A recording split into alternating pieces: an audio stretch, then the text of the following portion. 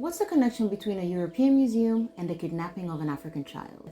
It was just a military operation to free multiple hostages, so naturally, the army brought with them a curator from the British Museum. Let me take you way back to 1863, when Emperor Tedros II of Ethiopia decided to send a letter to Queen Victoria to ask for help to fight off the Muslim invaders, expecting help from the British because of a shared religious faith.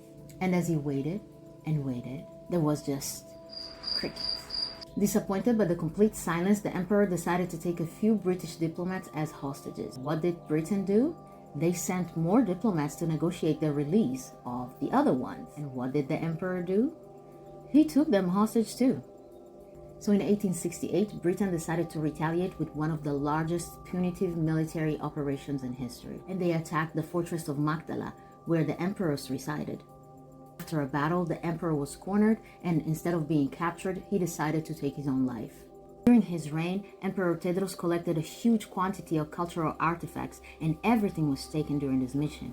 Jewelry, textiles, shields, ancient manuscripts, crosses, everything was looted, and local monasteries and churches were also ransacked. And Bibles, tabots, and other sacred items were just taken. All the stolen treasures are now found across European museums and private collections. The barbaric pillage and destruction of African civilization by the colonizer is nothing new. But what makes this event a little different is that they decided to take an extra souvenir, a gift for the Queen, the son of the emperor, the 7-year-old Prince Alemayehu, a living proof of Britain's victory. British army officer and explorer was appointed as guardian of the young prince, and they lived together, alone, in the Isle of Wight.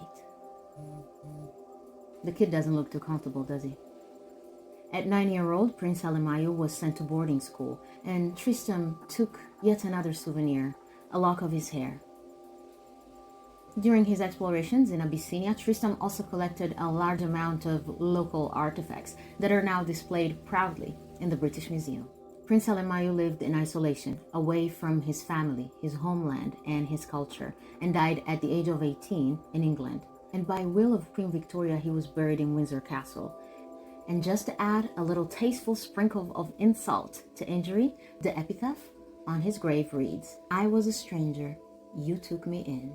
Ethiopia has been tried for years to get the stolen artifacts back and the remains of the prince, but Britain has just refused. Ironically, the ones the emperor turned to for help ended up being the ones who took everything from him. Culture is cool.